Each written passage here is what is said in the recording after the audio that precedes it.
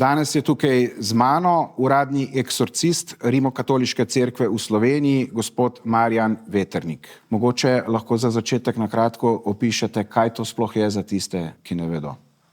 Eksorcizem to je tujka, pomeni izganjanje hudega duha. In tam pride potem do različnih reakcij. Eni začnejo preklinjati, eni začnejo besneti, so nasilje pokažejo, potem se uporablja blagoslovljena voda in tam pri blagoslovljeni vodi je zanimivo, recimo nekdo, ki je obseden, ko ga jaz pokropim, bo reagiral in bo rekel, peče me, tam, ki mu je kapla vode padla na kožo. Ne. Takrat je tudi taken znak, znamenje, da ga res hudič muči.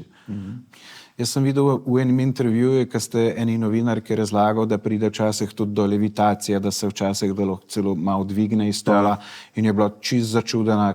Meni se zdi, da je to čisto normalno, da so tu neke osnove tega satanizma, da če pride do obsedenosti s hudičem, pride v paketu tudi levitacija zraven. A so ljudje dostikrat presenečeni, ko razlagate take zgodbe, se jim zdi to čudno? Ja, ne presenečeni, tudi ko to doživijo, recimo, ker jaz vedno je dobro, da je kak človek zraven, nisi jaz nikoli sam z pacientom, če gre za obsedenost, potem se 2-3, da ga recimo držijo, da ga umirijo. In ker vem za en primer, sta bila 2 taka, ki sta bila bolj ali manj oddaljena od cerkve, ne? In ko sta to videla,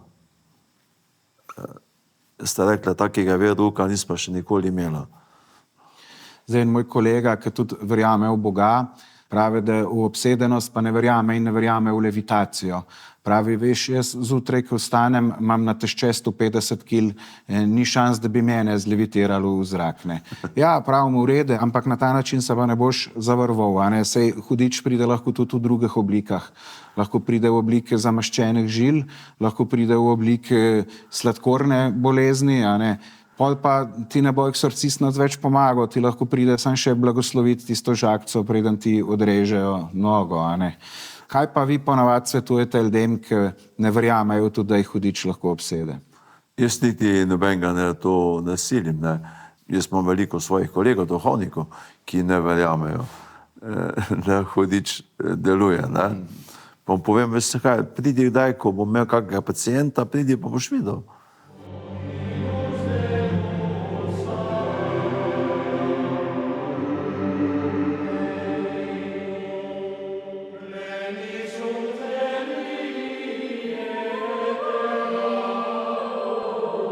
Ker sem bil še mlajši, sva šla enkrat z mojo punco, sva hodila dosti po diskotekah, pa sva šla na obalo, takrat je bila ena znana diskoteka Ambasada Gavioli.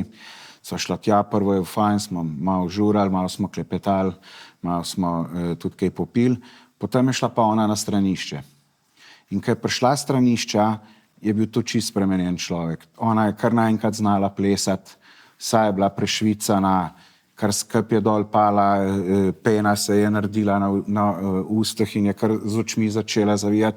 No, takrat sem pa jaz prvič videl, da hudič dejansko obstaja.